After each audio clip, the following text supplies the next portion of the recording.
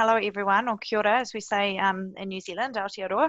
I'd like to start by acknowledging the people of the Whanganui River, the Whanganui iwi or tribes, and acknowledge acknowledge their sovereignty and their guardianship over the river, and that I'm not from that particular river, and my perspective is as a legal scholar. Some background to the New Zealand cases of legal personhood for nature, I think is important to consider first. So these cases have arisen out of a reparative process of settling historical claims under the Treaty of Waitangi between Māori Indigenous communities and the Crown.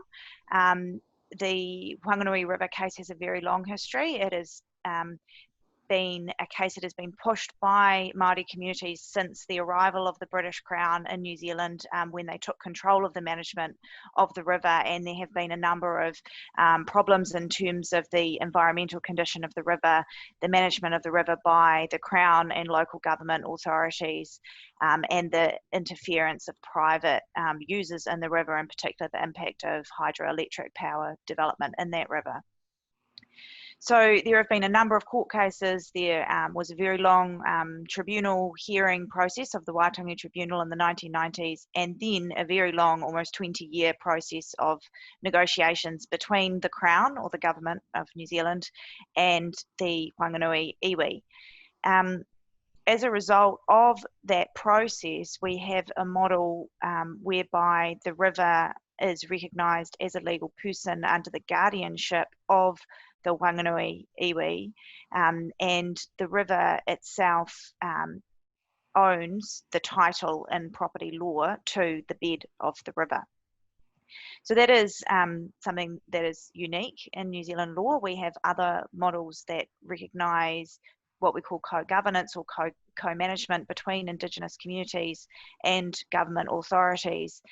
But this is the first, which occurred in 2017, where the river is actually recognised as a legal person.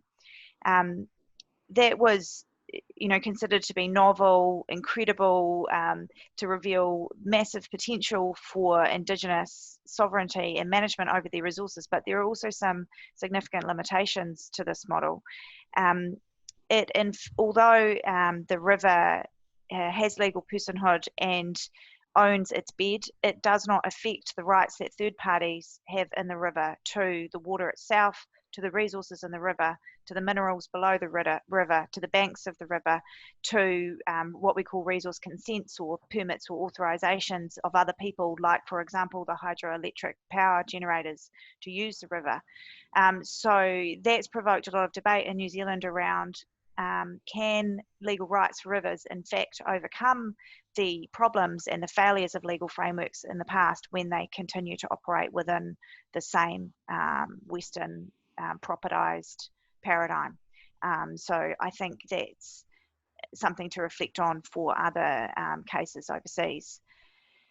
It is also an ad hoc model, so we have this for one river in New Zealand, but we have a number of tribes who have important sacred relationships with rivers and revere those rivers as ancestors and living beings.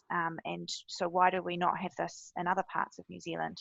We do have a forest, which is a legal person, the Urewera Forest, and we also have a mountain, Taranaki Maunga, which is in the process of negotiation towards becoming a legal person. But so far we only have 3 resources, and we have many other resources which are at threat. There is talk about other cases. Maybe Garn will know more about these, but there is a proposal for legal personhood for the Pacific Ocean, which New Zealand is involved with. And there are other proposals recognising certain species, perhaps, or other resources as legal persons. So with that very short introduction, I'll hopefully can participate in the discussions today and hear more about what's going on around the globe. Thank you.